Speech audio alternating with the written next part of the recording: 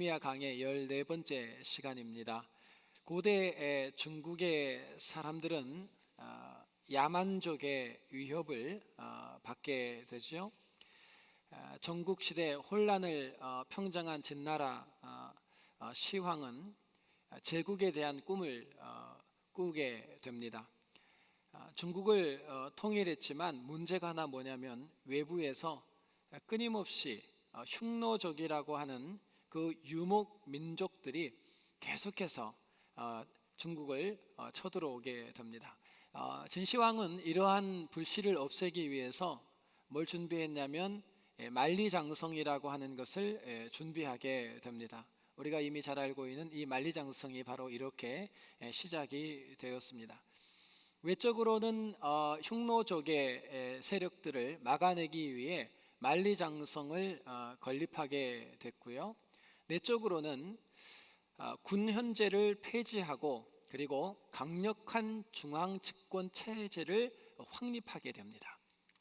그런데 만리장성을 쌓으면서 그 나라가 너무나 국력을 소진하게 되고 그리고 국고가 완전히 비게 되죠. 그리고 그 몫은 고스란히 백성들의 몫이 되어버립니다. 나라의 재산이 없어지고 국고가 비면 당연히 진시 황제는 백성들에게 계속해서 강한 세금을 징수하게 됐고 그래서 그 나라가 굉장히 힘든 시간을 갖게 되지요.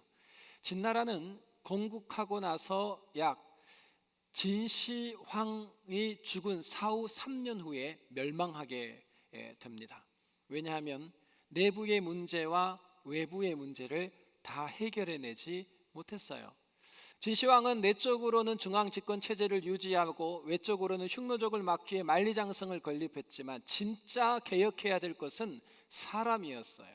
그리고 백성들의 안위와 안정을 목적을 두어야 되는 진시황은 목적 자체는 자기 자신의 이 왕의 권한을 유지하는 것이 목적이었고 그 목표로 세운 것들이 뭐였냐면 바로 만리장성과 중앙 집권 체제였습니다. 여러분, 우리는 인생을 살면서 바른 목적과 목표를 구별해서 세우지 않으면 마치 만리장성 자체가 목적이 되어버렸어요. 그래서 나를 위하고 백성들을 위하는 것이 오히려 백성들을 괴롭히고 그리고 자기 자신의 왕권을 약화시키는 결과를 가져옵니다. 목적이 되어야 될 것 그리고 목표가 되어야 될 것을 구분하지 못하고 그저 목적을 이루기 위한 하나의 목표에 불과한 것을 그 목표를 목적으로 오해하게 되면 반드시 그 공동체와 개인은 큰 어려움을 당하게 돼요. 오늘 이 본문 말씀이 우리에게 주는 중요한 교훈이 있습니다. 오늘 이 본문은 특별히 리더십의 입장에서 풀어갈 거예요. 그 첫 번째로는 리더는 반드시 목적과 목표를 구분시켜 줘야 돼요. 좋은 리더는 목적과 목표를 팔로워들에게 구분시켜 줄 줄 알아야 합니다. 오늘 이 본문 말씀 앞뒤를 이렇게 보면요, 한 가지 좀 특이한 것은 뭐냐면 이미 성벽 재건은 완공됐어요. 성벽 재건의 사명은 이미 느헤미야를 통해서 완벽하게 이루어졌습니다. 그래서 느헤미야 6장 15절 말씀을 보면 성의 역사가 52일 만에 엘룰월 25일에 끝남에 그랬어요. 그러니까 엘룰월은 6월이에요. 당대의 역으로 말하면 6월을 말해요. 그러니까 6월 25일 날 52일 만에 예루살렘 성벽 재건이 완공이 됩니다. 끝났단 말이에요. 자, 하려고 했던 그 목표를 향해 달려갔어요. 자, 그리고 그 목표를 이루었어요. 그런데 그 다음에 어떤 일이 벌어지냐면 본문 8장 2절을 보면 이렇게 나와요. 7월 1일에 제사장 에스라가 율법책을 가지고 그래요. 자, 며칠 지났어요. 25일로부터 7월 1일까지는 길어봐야 닷새가 안 되는 기간입니다. 사흘 아니면 닷새의 기간 후에 또 모여요. 자, 성벽 재건이 끝났잖아요. 그런데 또 모였어요. 자, 뿐만 아니라 이 7월 1일부터는 나팔절이 시작돼요. 유대절기 나팔절이 시작되고요. 그리고 8장 9절 말씀을 보면 막 울어요. 이스라엘 백성들이 막 율법을 듣고 우는 장면이 나와요. 왜냐하면 7월 1일이 나팔절이 시작되고 7월 10일이 대속죄일이에요. 그래서 대속죄일 날은 자신들의 죄와 그리고 가문의 가족의 죄와 민족의 죄를 전부 하나님 앞에 토설어내는 시간이에요. 그래서 그냥 우는 게 아니에요. 지금 이 안에 기간이 걸쳐져 있습니다. 나팔절 7월 1일 시작하고 7월 10일 날은 9절로 근거하면 엉엉엉 우는 것은 대속죄일이에요. 그리고 나서 10절 말씀을 보면 여호와의 성일이니 라는 단어가 등장합니다. 여호와를 기뻐하는 것이 너희의 힘이니라. 자, 왜 여기서 여호와를 기뻐하라, 우는 자들에게 왜 기뻐하라 그랬냐면 7월 10일 대속죄일이 끝나고 나면 7월 15일부터 22일까지가 바로 초막절이에요. 초막절은 기뻐하는 날이거든요. 자, 우는 건 끝났어요. 죄사함을 받았기 때문에 이제는 초막절을 통해서 이제 하나님이 주셨던 은혜를 감사하고 기뻐하는 거예요. 그러니까 성경은 그냥 이렇게 지나가면서 히스토리를 쭉 말해요. 그러나 이건 지금 절기가 다 지나갔다는 얘기를 지금 하고 있어요. 또 하나는 8장이 끝나고 9장이 시작되는 9장 1절에 또 모여요. 그날이 성경에 보니까 24일이라고 나와요. 그 달 7월이죠. 24일에 함께 모여서 언약 갱신을 위해 모인 거예요. 자, 지금 느헤미야 8장이 뭔 얘기를 하냐면 성벽 제거는 끝났잖아요. 자, 다 끝난 거예요. 사명을 다 한 것 같아요. 그런데 느헤미야가 중단을 하지 않습니다. 그리고 뭐를 하냐면 7월 1일 날 전부 다 모여요. 그리고 나팔절을 행해요. 그런데 6월 25일 날 성벽 재건이 완공되고 나서 그들은 각자의 집으로 다 돌아가요. 돌아가는 길 하루 이틀, 그리고 하루 정도 이틀 정도 하루 정도의 날을 쉬고 그들은 다시 7월 1일 날 예루살렘으로 모입니다. 성전으로 예루살렘 수문 앞으로 다 모인단 말이에요. 또 하루 이틀이 걸려서 전부 예루살렘으로 또 모여요. 그리고 이제 끝났는데 성벽 제거는 모여서 그들은 나팔절의 절기를 하나님 앞에 드리고 그 다음에는 엉엉 울면서 대속죄일 7월 10일을 지나고 그리고 7월 15일부터 22일까지 기뻐하는 절기인 초막절을 지내고 잠깐 집에 돌아가요. 그러고 나서 또 어떻게 모여요? 그달 25일 날 또 모였어요. 25일 날 24일 날 모여서 언약 갱신을 해요. 그러니까 22일과 24일의 기간은 이틀 간격이에요. 그러니까 이 사람들이 성벽 재건을 위해 분명히 모였었는데 지금은 성벽 재건이 끝난 다음에도 계속해서 모였다는 것을 성경이 증명하고 있어요. 자, 느헤미야는 52일 만에 대단한 성벽 재건의 아름다운 사명을 완성합니다. 그런데 느헤미야는 성벽 재건을 자신의 사명의 목적을 삼지 않았다는 거예요. 느헤미야의 목적은 성벽 재건이 아니었다는 겁니다. 성벽 재건은 목적은 뭐예요? 큰 방향이라 그랬어요. 한 가지 큰 방향을 향해 그 방향을 이루어내기 위한 한 가지의 목표를 세운 거예요. 그 목표가 뭐냐면 바로 성벽 재건이라는 거예요. 그러니까 리더는 뭘 분명하게 해야 되냐면 성벽 재건은 목표일 뿐이에요. 목적은 다른 거예요. 그러니까 성벽 재건이 목표 하나가 이루어졌음에도 불구하고 또 모여서 뭔가를 향해 계속 느헤미야가 달려가지 않습니까? 이게 방향이란 말이에요. 이 방향은 목적이에요. 목적. 그래서 내가 이루고자 했던 목적에 대한 한 가지 방편으로 목표를 세워요. 그 목표가 이루어졌다고 해서 다 끝난 게 아니라는 거예요. 그래서 성벽 재건은 끝났음에도 불구하고 마무리하지 않고 계속해서 함께 모입니다. 함께 모여서 그 다음 일을 향해 진행해. 우리 지난 시간 부흥의 원리 배웠지만 성벽 재건을 하면서 이스라엘 백성들은 협력을 배우고 하나님의 백성으로서의 준비 기간을 갖습니다. 그러면서 뭐를 하지요? 이걸 한 거예요. 예루살렘 성벽 재건을 통해 예루살렘 도성을 깨끗하고 그리고 청소하고 소재하고 비워둡니다. 정리를 다 해요. 그런데 그것만으로는 절대로 새로운 시대가 열리지 않아요. 그래서 그들은 수문에 모였어요. 수문에 모여서 깨끗하게 비우고 정리되고 소재되었던 그곳에 뭐를 채워요? 마귀가 주인되지 못하도록 물을 채웠다고요. 그 물을 채운 물이 뭐라고 얘기했죠? 성령이에요.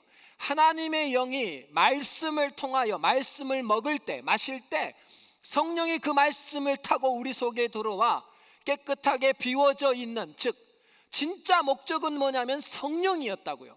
하나님 영이 내 안에 들어와 나는 하나님의 백성이 되고, 그리고 이 하나님의 백성이 모인 이 나라가 거룩한 제사장의 나라가 되는 것이 느헤미야가 세운 목적이에요. 그 목적을 이루기 위해 청소하고 정리하고 소재한 것이 뭐냐면 그냥 하나의 목표가 뭐였냐면 첫 번째 목표가 바로 성벽 재건이었다는 거예요. 이걸 헷갈리기 시작하면 우리 인생은 굉장히 어려워집니다. 여러분, 좋은 집을 사는 것은 절대로 목적이 될 수 없어요. 그것은 행복한 가정이라고 하는 목적을 이루기 위한, 행복한 가정을 이루는 것은 집만 사는 걸로 되지 않아요. 그러나 행복한 가정을 이루기 위한 한 가지의 목표 중에 하나가 집을 사는 거예요. 이걸 목표라 그래요. 목적은 행복한 가정이에요. 그런데 집을 사는 것 자체를 목적화해버리면, 집을 딱 사놓고 나면 방향이 없어져 버려요.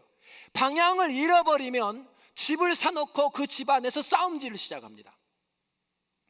리더가 왜 중요하냐면 리더는 항상 방향을 제시해줘요.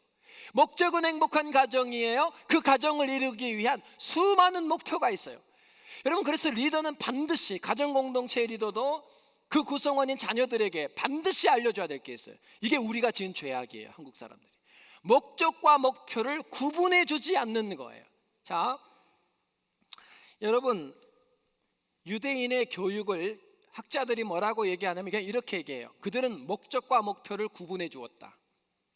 여러분 생각해 보세요. 유대인들은요 이상해요. 교육열이 굉장히 뛰어나요. 한국 사람처럼. 우리 한국 사람들 얼마나 교육열이 심각할 정도로 많습니까? 애들 지금 한국 애들은요, 여기는 좀 덜 그렇지만 한국에 있는 애들은 노는 시간이 없어요. 그냥 하루 종일 책상에 앉아서 그냥 지내야 돼요. 뭐 어디 보내려고 그래요? 다 예? 대학 보내야 돼. 대학. 유대인들도 교육열이 높고요, 우리 조선 사람들도 교육열이 높아요. 둘 다 어디를 많이 가냐면 우리가 흔히 말하는 뭐 하버드, 예일대, 뭐 프린스턴, 뭐 이런 대학들을요 많이 가는 민족 중에 하나라고요. 그 숫자에 비해서. 그런데 대학에 들어가서 힘을 발휘하는 민족은 유대인이에요. 대학에 들어가면 그때부터 아이들이 힘을 잃어버리는 게 이상하게 조선 사람들이에요. 이게 왜 이런 현상이 일어나는가? 여러분, 노벨상을 3명 받으면, 지금 통계에는 이렇게 나오죠. 노벨상을 3명 받으면 그 노벨상의 3분의 1은 어느 민족이 받아요? 유태인이 받아요. 이상해요. 세계적인 수준의 연구의 35%는 전부 어느 민족으로부터 나와요? 유대인으로부터 나와요. 그러니까 학교는 똑같이 간단 말이에요. 우리 한국 사람들도. 그런데 세상을 움직이는 영향력 있는 논문, 영향력 있는 학설들, 그리고 인물들은 이상하게 그렇게 안 되더라는 거예요. 유대인하고 우리하고 다른 게 있다는 거예요. 다른 게. 그런데 유대인들은 단순하게 공부만 잘하지 않는다는 거예요. 그래서 스탠퍼드 대학의 교육심리학자인 젠슨이 그걸 연구했어요. 유대인들은 왜 그럴까 하고 연구를 했다가 이 유대인들은 뭐 재능이나 아니면 IQ가 다른 민족보다 뛰어난가를 조사했다가 결론이 뭐였냐면 재능은, 이 IQ는 엇비슷해요. 그러니까 하나님은 모든 민족에게 똑같은 재료를 준 거예요. 그런데 이 박사가, 젠슨 박사가 다른 거 한 가지를 찾아냈어요. 다른 민족과 다르게 유대인이 왜 이렇게 영향력을 행사하고 공헌을 하는가를 연구한 결과 중에 하나의 차이가 뭐였냐면, 이들은 13세 이전까지 부모가 그 가정 공동체의 리더인데 그 부모가 13세 이전까지 이 아이들에게 심어주는 게 하나 있더래요. 그게 뭐였냐면 바로 목적과 목표를 구분하는 실력이었어요. 자, 어떻게 그들은 가르치냐면 13세 이전까지 그 부모, 그 가정의 공동체 리더가 신명기 6장에 있는 성경 그 말씀을 그들 안의 인생의 목적을 삼도록 가르쳐버린대요. 쉐마 교육이에요. 그러니까 뭘 목적으로 삼게 하냐면 너희 마음을 다하고 뜻을 다하고 목숨을 다해서 누구를? 야훼를 사랑하라. 그러니까 너희 인생의 목적은 다른 데 있으면 안 된다. 그 야훼 하나님 그분을 너희 마음을 다해서 경외하고 그분을 사랑하는 것이 너희 인생의 목적이 되어야 한다. 그리고 나서 그 목적을 이루는 구체적인 목표 중에 하나가 뭐예요? 공부하는 거였다고요. 공부. 그래서 대학을 간 거예요. 여러분, 질문합니다. 목적은 바뀌지 않지만 목표는 바뀔 수 있어요, 없어요? 얼마든지 바뀌는 거예요.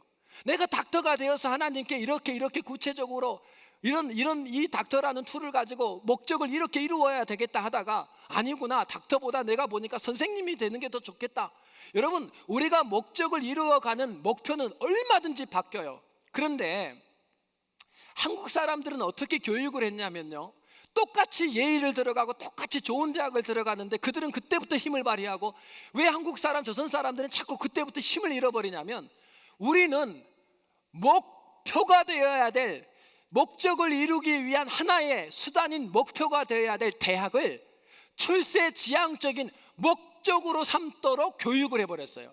그래서 아이들은 지금도요, 내가 내 인생에 어떤 목적을 가지고 달려야 되는가 보다 좋은 대학을 가는 게 자신의 인생의 목적이 돼요. 그래서 주구장창 공부시키고요, 대학을 딱 들어가면 그때부터 뭐예요? 그러니까 여자친구 사귀면 부모가 뭐라 그래? 대학 가서 사귀라. 왜? 네 목적이 대학 가는 거니까 대학 가서 사귀라. 바로 이것이 이유가 뭐냐면, 가정공동체에서 그 어머니 아버지가, 그래서 우리 자녀들이 대학은 좋은 데 갔단 말이에요. 근데 그 아이들이 뭐가 없어? 하나님이 없어요. 정말 지 밥벌이는 이제 해. 그걸 목적 삼았으니까. 그래서 근데 그 아이들이 대학 가고 나서 교회를 떠나요. 하나님을 떠나요. 없어요. 수없이 방황하다가 이제 나이 들면 그때 하나님께 또 돌아와. 왜 이런 현상이 일어나냐면, 리더, 가정의 리더가 해야 될 중요한 부흥의 원리인 목적과 목표를 구분해 주지를 않은 거예요. 그래서 그 인생에, 네 인생의 진짜 중요한 목적이 뭔 줄 아니? 여러분은 뭘 가정에서 가르치세요? 여러분 한번 잘 보세요. 출애굽을 했을 때 출애굽을 하게 됐던 이스라엘 백성들은 종살이가 힘들어서 나갔어요. 그래서 출애굽을 했어요. 그런데 출애굽을 시키는 하나님이 우리에게, 모세에게 준 방향이 뭐였냐면, 목적은 너희가 내 백성이 되고 거룩한 제사장의 나라가 되는 것이 나의 목적이다 그랬어요. 하나님은 우리에게 방향을 제시했어요. 그것을 위하여 첫 단추가 죄악의 땅 애굽을 떠나는 거예요. 죄로부터 떨어져 나가는 것이었어요. 근데 그들이 뭐예요? 출애굽을 목적 삼았다고요. 그러니까 출애굽 딱 하고 나서 광야에 들어갈 때 뭐 했어요? 불평과 원망이 쏟아지기 시작했어요. 그는 하나님의 물로 성령으로 들어와 임재해 있는 거룩한 제사장의 백성들, 나라가 할 짓이 아니에요. 근데 광야에 나가서 원망 불평하니까 어떤 일이 벌어져? 하나님이 20세 이하의 이상의 장정을 광야에 다 죽여버렸습니다. 왜 그랬어요? 한 번은 성공했다고요. 근데 출애굽 자체를 목적을 삼아버리면 광야에 나가서 방향을 잃어버려요. 그러니까 하나님이 버려버려요. 이게 얼마나 중요한 사건인지 몰라요. 그래서 광야에 있던 사람들이 뭘 목적 삼아요? 가나안을 목적 삼았다고요. 목적 가나안이라 했어요? 아니에요. 하나님의 목적은 당신의 영이 우리 안에 들어와 하나님의 백성이 되고 우리가 거룩한 제사장의 나라가 돼야 되는데, 가나안을 목적 삼고 가나안 들어갔다고요. 그러니까 방향을 잃으니까 그 다음 뭐예요? 우상을 섬겨요. 그 땅에 들어가서 뭐예요? 풍요와 다산을 위해 하나님 아닌 다른 신을 섬기고, 그러니까 하나님 뭐예요? 또 포로로 다 보내요. 이 사건이 이스라엘 역사예요. 정말 목적 삼아야 되는 목적을 삼지 않고, 목표, 그 중에 한 방편인 목적들을 목적 삼아서 달려가 이걸 구분해 주지 않았던 공동체마다 망했어요. 이게 이스라엘의 역사예요. 오늘 느헤미야는 성벽 재건이 끝났단 말이에요. 그럼 끝이잖아요. 아니에요. 그냥 소재하고 정리하고 깨끗하게 만들었어요. 뭐 하려고? 진짜 중요한 것은 이 이스라엘 백성들이 그 소재되고 깨끗하게 됐던 성벽 재건을 향해 이스라엘이 정리됐단 말이에요.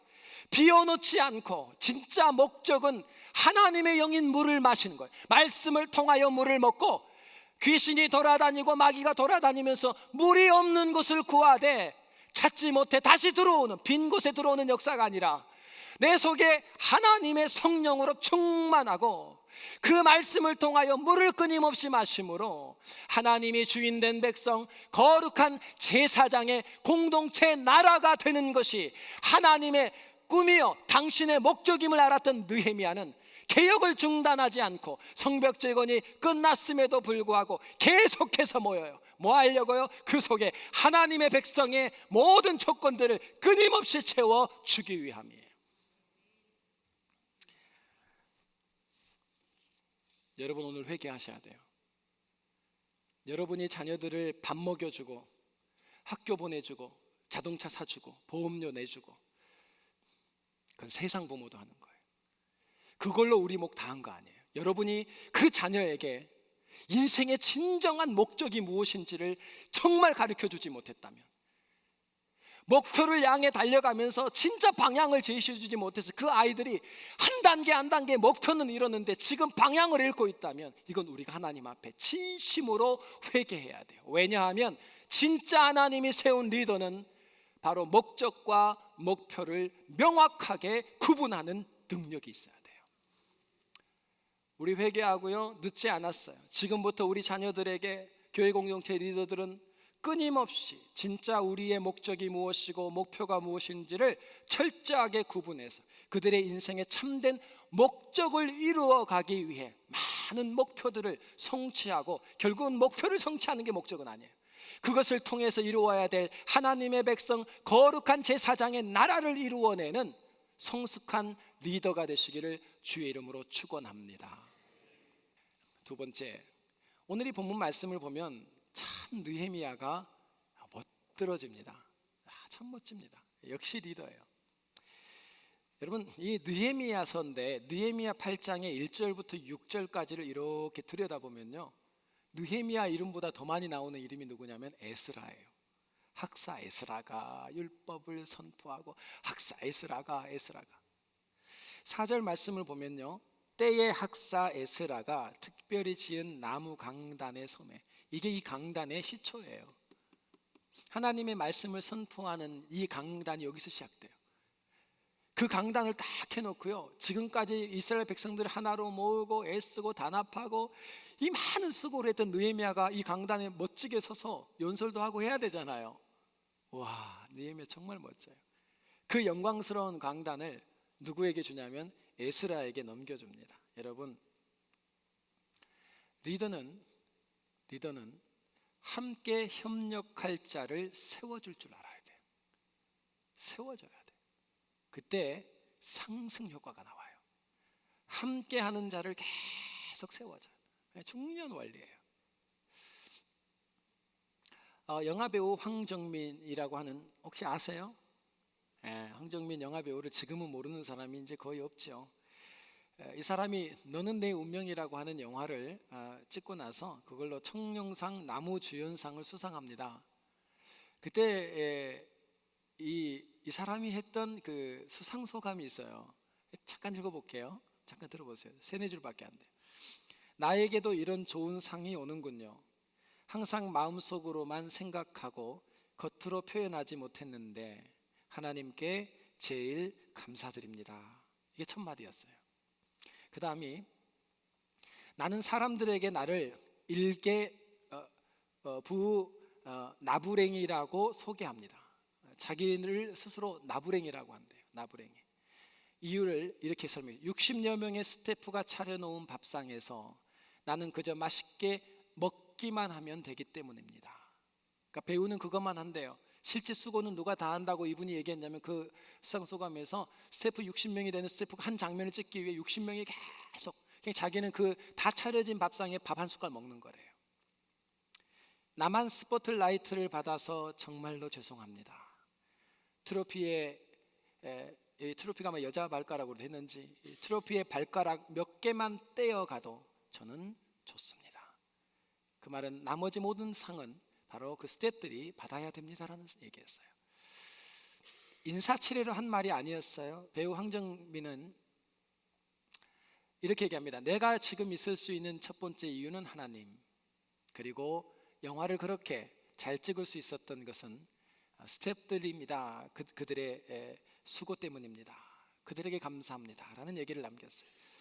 그날 이 얘기를 들었던 함께했던 스태프들은 그동안 고생했던 그 고생이 눅 녹듯이 녹아졌어요. 왜냐하면 누구도 그 자리에 올라와서 그 더운 날 수고했던 자신들, 이름도 없는 자기들을 향하여 그 상을 넘긴 사람이 드물거든요. 그래서 그 수고와 고생이 다 녹아버렸어요. 그래서 그날 이후로 모든 영화 관계자들에게 함께 영화 찍고 싶은 배우 1위를 합니다. 왜 그랬을까요? 내가 주목받아야 되는 그 시간, 내가 서야 될 그 자리에 누군가 협력했던 자들을 함께 세워준 거예요. 그때 함께 했던 자들이 마음이 녹아지고 풀어지고, 그래서 그들 안에 상승효과 하나가 나타났습니다. 와, 알아주는 사람이 있었구나. 앞으로 영화를 찍는다면 영화 관계자들이 누구와 제일 찍고 싶습니까? 그랬을 때 바로 황정민입니다라고 대답했어요. 상승효과가 나와요. 이게 오늘 본문이에요. 한번 보세요. 느헤미야는요, 에스라는 BC 458년에 귀환했어요. 스룹바벨이 1차 귀환을 하고요, 바벨론 포로에서. 그 다음에 에스라가 2차 귀환을 하고 3차 귀환이 느헤미야예요. 느헤미야보다 BC 444년이니까 느헤미야는요 14년 먼저 예루살렘에 와서 개혁운동을 합니다. 부흥운동을 시작해요. 하나님께 돌아가야 된다고 계속해서 얘기했던 사람이 에스라였어요. 그런데 에스라는 문제가 뭐였냐면 그의 한계가 있어요. 그는 뭐냐면 그냥 종교적 개혁 조치를 했다고요. 한계가 뭐였냐면 관료가 아니었기 때문에 귀족 계급들을 강제력으로 동원할 수가 없었어요. 그래서 자발적으로 귀족들이 참여하지 않는 그 개혁은 부분적 개혁밖에 되지가 않았어요.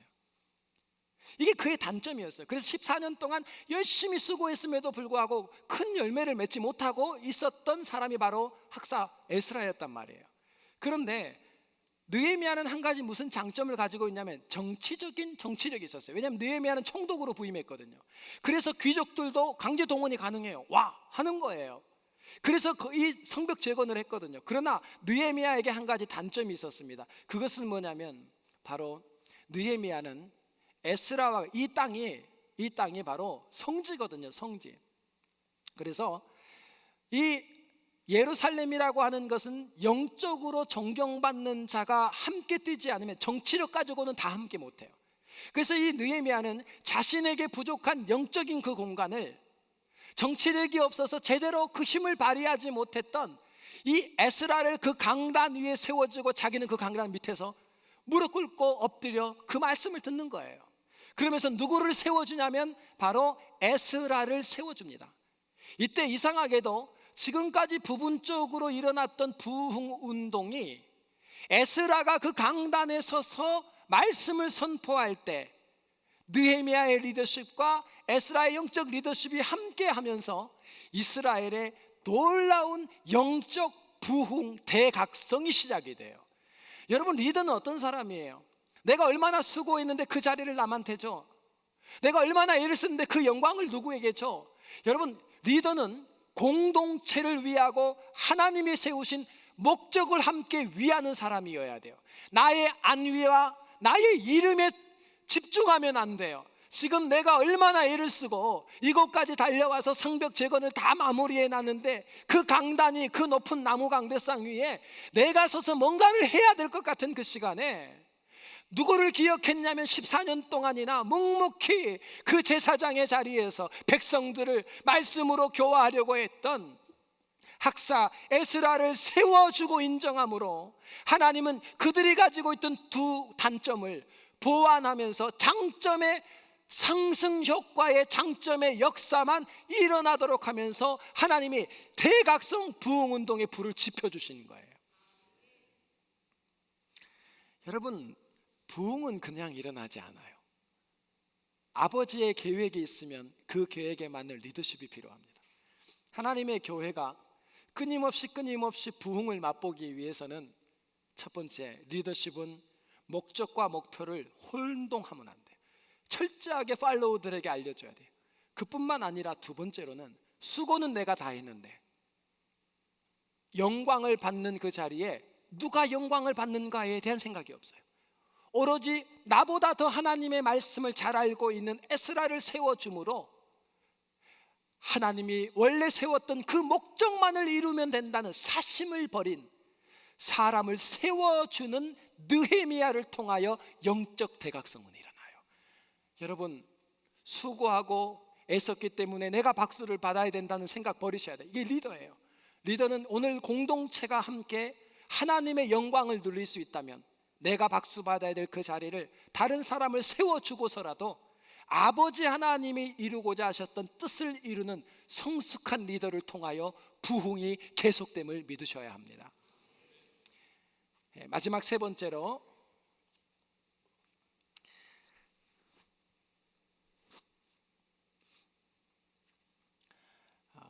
리더는, 부흥의 주도적인 역사라는 리더는 날개짓을 중단하면 안 돼요.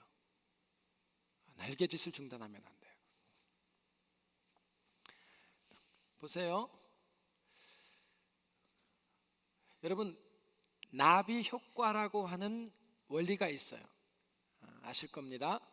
MIT 대학의 기상학자였던 에드워드 트렌치라고 하는 사람이 지금 현대 과학의 전체 운동까지 정확하게 예측해내는데 어떻게 날씨 하나를 예측할 수 없느냐, 이게 너무나 궁금해가지고 이 사람이 연구를 하나 하죠. 연구를 합니다. 그래서 어떻게 실험을 해봤냐면 습도와 온도와 바람 등 몇 가지의 재료들을 컴퓨터에 입력을 했어요. 그런데 초기에 있었던 초기 조건에서 1000분의 1만 바꿨어요. 그러니까 거의 미미한 숫자를 바꾼 거죠. 1000분의 1만 바꿨더니 습도, 바람 이런 값을 조금만 바꿨는데 그때 브라질에서는 그저 나비가 이렇게 날아가는 듯 정도의 바람이에요. 그런데 이게 이렇게 그냥 나비가 날개짓하는 바람이 뭐 얼마나 바람이 세겠어요. 근데 약간의 차이를 뒀더니 미국 텍사스에서는 그게 토네이도로 바뀌더래요. 그래서 이걸 조금 초등학생 수준으로 제가 한번 얘기를 해드릴게요. 그럼 더 이해가 돼요. 브라질 아마존에서 나비가 이렇게 날개짓을 합니다. 날개짓을 할 때 나비 몸에 붙어있던 꽃가루가 떨어져요.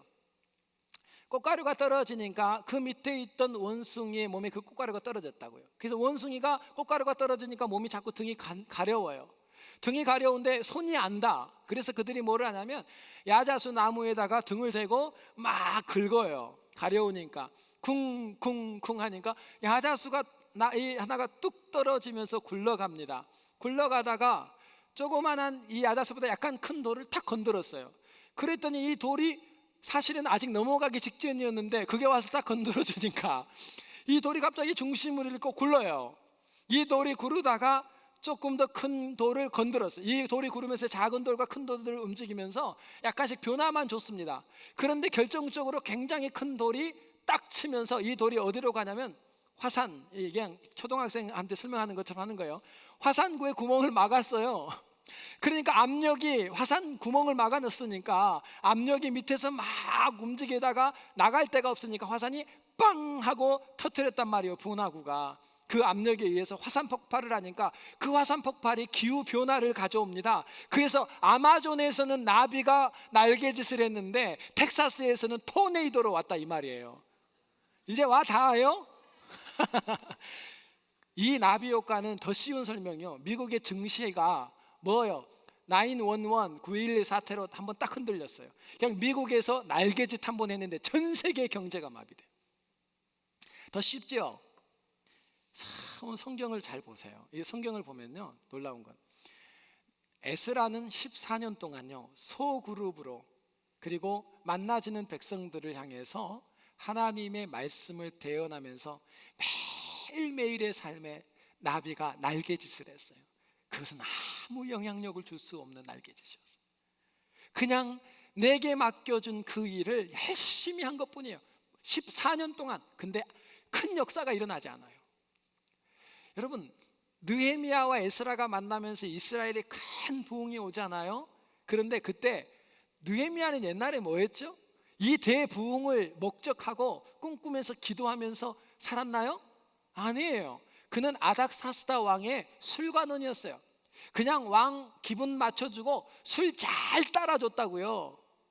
술 따라주는 일을 긴 시간 했다고요. 그 일을 성실히. 그래서 아닥사스다 왕으로부터 느헤미야는 얼마나 멋진 인생인지 신임을 받을 정도로 그 아닥사스다 왕의 수상궁에서 술 따는 일이, 이게 술 따는 일과 이 이스라엘의 영적 부흥과 무슨 관계가 있냐고요. 그냥 그 날개짓을 하나님이 나에게 지금 주신 자리에서 열심히 날개짓만 한 거라고요. 그런데 놀랍게도 하나님께서는 그 날개짓을 이용해서 뭐를 해요? 나비 효과를 만들어요. 그냥 그들은 자기 자리에서 그냥 자신의 최선을 다한 날개짓을 한 것뿐인데, 이 날개짓이 텍사스의 토네이도, 영적 이스라엘의 각성과 대부흥을 가져오는 날개짓이었다니까요. 여러분, 지금 우리가 만나고 있는 나에게 맡겨진 정말 작은 일, 야, 이게 도대체 뭘 해낼 수 있을까? 이 날개짓이 도대체 무슨 의미가 있을까? 의미 없이 보여지는 그 하나하나의 날개짓이 결국은 아버지 하나님의 섭리와 딱 묶어지면 이스라엘의 대부흥의 놀라운 나비 효과가 일어난다니까요. 안 믿네? 그러면 저는 이제 샘플을 드려요. 룻은 청산과부, 남편 일찍 죽고, 청산과부, 거기다가 이방인이에요. 이방인, 모압 여자라고요.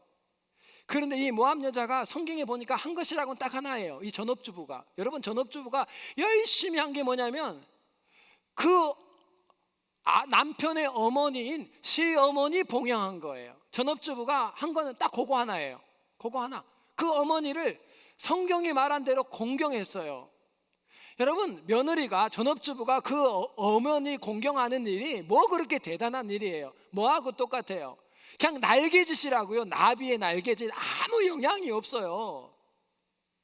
그런데 룻기 끝나는 마지막 절 보세요. 4장 22절 보세요. 이러고 끝나요. 이게 뭔 얘기하려고 그런다고요. 하나님이 뭐라고? 시작. 오벳은 이새를 낳았고 이새는 다윗을 낳았더라. 아멘. 이러고 성경이 끝난다고요. 오벳은 누가 낳은 거예요? 룻이 낳은 아들이란 말이에요. 오벳이 누구의 할아버지예요? 다윗의 할아버지예요. 그래서 이 다윗을 통하여 뭔 일이 일어나요? 새 통일 왕국이 일어나면서 메시아가 이 채널을 통해서 온다는 얘기를 여기다 써놓습니다. 자, 다윗을 통하여 민족의 놀라운 변화가 일어납니다. 그리고 그 이후에 온 열방과 민족이 죄에서 구원을 받는 이 어마어마한 사건이 어디서 일어났다고요? 전업주부가 자기 집에서 그냥 하나님이 부모 공경하라니까 전업주부가 그 나비가 그냥 날개짓 했다고요. 그런데 하나님 뭐라고 얘기하냐면 그 날개짓이 하나님의 섭리와 딱 만나면 어떤 일이 벌어져요? 인류의 구원의 역사의 토네이도를 몰고 온다고요. 못 알아듣네. 그럼 또 얘기해드리죠. 이 성경에 이게 다반사 얘기 아니에요? 여러분, 다윗의 형제는 8명, 이새의 아버지가 블레셋 골리앗 쳐들어왔을 때 8명 아들 중에 첫째, 둘째, 셋째 전쟁터 나갔어요. 그리고 그들에게 도시락 좀 갖다 주라 그랬어요. 그게 도시락의 양이 어떤가 봤더니 한 에바의 밀가루 한 에바예요. 한 에바라고 하면 잘 안 다가오죠. 한 에바는 우리 도량형으로 말하면 12대예요. 12대. 12대. 그러니까 12대의 밀, 그리고 빵과 치즈 10덩어리를 들고 24km, 엘라 골짜기부터 저기 베들레헴이요 24km예요. 50리입니다. 24km를 지고 가는 일이에요. 그런데 뭐라고 하냐면 다윗 너 갔다 와 그랬어요. 여러분, 다윗은 막내예요. 첫째, 둘째, 셋째 갔으면 다윗이 뭐라고 얘기해야 돼요? 아버지, 넷째 형도 있고 다섯째 형도 있고 여섯째 형도 있고 일곱째 형도 있고 어려워요? 이렇게 하잖아요. 그러면 얘기할 수 있잖아요. 근데 왜 이새는 그 많은 형제 중에 다윗을 시켰을까요? 다윗은 아버지가 시키면 군말 없이 24km 이거 지고 가는, 어떻게 알았어요? 양을 맡겨보니까 성실한 아이예요. 책임감 있는 아이예요. 그래서 아버지가 시키면 노하지 않고 갈 수 있는 아들이에요. 여러분, 하나 물어봅시다. 아버지 심부름하는 게 뭐 그렇게 대단한 일이에요? 뭐와 같아요? 그냥 날개짓이에요. 내 삶에서 아버지께 말씀 하나 순종하는 거는 아무것도 아니에요. 그런데 그 위대한 다윗이 골리앗을 쳐 죽이면서 시작한 거 아니에요? 그런데 골리앗을 쳐 죽이기 전에 그 위대한 다윗의 탄생은 어디라 그랬어요? 도시락 갖다 주러 엘라 골짜기 갔다가 골리앗을 딱 본 거예요. 그때 누가 하나님이 지금 이 엘라 골짜기로 인도한 거예요? 그러니까 하나님이 뭐 하려고? 하나님을 모욕하는 것을 보면 견디지 못하는 다윗의 믿음을 사용하시려고. 그래서 천하의 다윗이 언제 나온 줄 아세요? 날개짓 타는 도시락 배달로부터 시작한 거라고요. 그래서 이스라엘 역사가 새롭게 시작돼요. 사도행전 11장 19절에 보면 11장 19절에 때에 스데반의 일로 일어난 환란을 인하여 흩어진 자들이 베니게와 구브로와 안디옥까지 이르러 도를 유대인에게만 전하는데. 아멘. 성경은요 참 이게 어려워요. 우리는 원어를 모르잖아요. 여기서 말하는 때에라는 단어는 이렇게 이해가 보통 돼요. 이 때에, 이게 지금 뭐냐면 베드로가 고넬료 집에서 복음을 이방인에게 전하고 돌아왔잖아요. 그리고 예루살렘 교회 지도자들에게 막 설명하고 변론하는 그 때를 말해요. 그래서 이 때를 어떻게 다 해석을 대부분 하냐면 바로 그 동일한 설명하는 베드로가 설명했던, 그래서 이 예루살렘 교회 공동체가 이방인들에게 복음 전하는 것을 허용하죠. 바로 그때에 안디옥 교회가 세워졌다 해서 그때가 이 베드로의 설명과 안디옥 교회 동일선상의 시간이다라고 해석을 해요. 그래서 그때에, 그럴 때 우리는 그때인 줄 알아요. 그때에 그러면 그 동일한 시점이었구나, 이게 일반적인 해석이에요. 그런데 원어는 확실하다는 뜻의 man이라는 단어하고 결과를 뜻하는 운이라는 단어가 합해져서 쓰인 단어예요. 이게 해석을 하면 뭐냐면 이런 말이에요. 필연적인 결과로란 뜻이에요. 그러면 해석이 달라져 버려요. 어떻게 되냐면 필연적인 결과로 베드로가 이스라엘 영토 내에 있는 가이사라의 이방인 고넬료의 집에서 최초의 이방인 교회가 사실 세워진 거예요. 그리고 그 필연적인 결과로 이스라엘 영토 밖에 있는 안디옥의 이방 최초의 교회가 세워졌다 이 말이에요. 자, 동시에 세워진 게 아니라 베드로가 고넬료의 집에 가서 복음을 전하고 이스라엘 경내 안에 이방인에게 복음 전하는 그 일이 교회 안에서 설명하고 보고되고 나서 예루살렘 교회가 그것을 허락한 그 결과로 인해서 세워진 것이 안디옥 교회란 뜻이에요. 동시에 세워진 게 아니라 이 안디옥 교회가 세워질 수 있었던 이유가 뭐냐면 그 결과가 예루살렘 교회가 이방인들에게 복음 전하는 걸 허락했대. 이 얘기가 전파되면서 용기를 얻었던 사람들이 안디옥에 올라가 뭘 세웠다고요? 안디옥 교회를 세웠단 말이에요. 그러니까 동시에 세워진 게 아니라 베드로가 고넬료 집에 가서 이방인에게 복음 전하고 설명하고 예루살렘 교회가 그걸 인정했던 그 결과로 인하여 세워진 교회가 무슨 교회? 안디옥 교회, 이방 최초의 교회. 그런데 그 교회가 뭐래요? 바울을 파송하면서 전 세계 선교의 모판 자리가 됩니다. 어마어마한 시작이 됐다고요. 그런데 그 시작이 어떻게 시작됐다고요? 성경에 베드로가 환상을 통해서 보여준, 그래서 이방인의 집에 가면 안 되는데 주님이 가라는 그 말씀에 순종하면서 자기의 삶의 현장에서 뭐 하나 했어요? 뭐 했어요? 날개짓을 했다고요. 날개짓. 하나님 말씀에 순종해서 이방의 집에 갔던 그 날개짓이 어떤 결과를 가져왔다고 얘기하냐면 토네이도로 왔대요. 전 세계의 땅끝까지 복음을 전하라는 그 언약의 말씀을 성취하게 한 안디옥 교회는 베드로의 그 날개짓의 결과로 안디옥 교회가 세워지고, 그 안디옥 교회는 이방 최초의 교회로 전 세계 바울을 통하여 1차, 2차, 3차 전 세계에 복음이 증거되어지는 선교의 모판 교회가 되었다는 거예요. 이제 좀 알아들으셨어요? 오늘 내 삶의 현장에 전업주부인 내가 뭘 하랴? 내가 아버지 말씀에 잠깐 순종하는 그게 뭐, 아빠 말에 순종해 도시락 갖다 주는 게 뭐 그렇게 대단한 거? 오늘 하나님 말씀을 따라 가기 싫은 그 집에 가서 그냥 말씀 전해준 게 뭐 그렇게 대단하냐고요. 그런데 그 나비의 날개짓이 텍사스의 토네이도처럼 하나님 섭리와 딱 만나니까 폭발적인 놀라운 역사들로 열매를 거둬요. 여러분, 열매는 우리가 결정하는 거 아니에요. 우리는 과정에 충실해 날개짓을 열심히 하면 돼요. 전업주부인 내가 뭘 할까? 아니요. 하나님의 말씀을 붙들고 공경하면 그 작은 말씀 하나의 순종을 통하여 하나님은 당신의 놀라운 나비 효과의 토네이도를 여러분의 가정에 만들어 주실 거예요. 오늘 그 얘기예요. 그 긴 시간 동안 아닥사스다 왕 앞에서 수상궁에서 술 따른 게 뭐 그렇게 대단해. 매일의 삶 속에서 학사 에스라가 통하지 않는 그들에게 그저 성경을 읽어주고 말씀 전했던 14년의 시간, 그런데 하나님은 그 날개짓을 통해 예루살렘의 대부흥을 시작하시더라. 말씀을 마무리합니다. 오늘 하나님께서는 우리에게 말씀하십니다. 목적과 목표를 자녀들에게 구분하여 설명해 주십시오. 설명해 주십시오. 뿐만 아니라 내가 수고했어도 하나님 영광을 위하여 타인을 세워주십시오. 그리고 하찮게 보이는 믿음의 날개짓, 그러나 하나님의 섭리가 충돌하면 그 날개짓을 통해 하나님께서는 놀라운 영적 부흥의 토네이도를 공동체에 몰고 오실 거예요.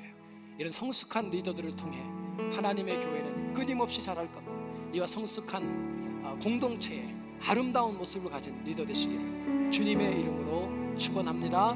우리 자리에서 한번 일어나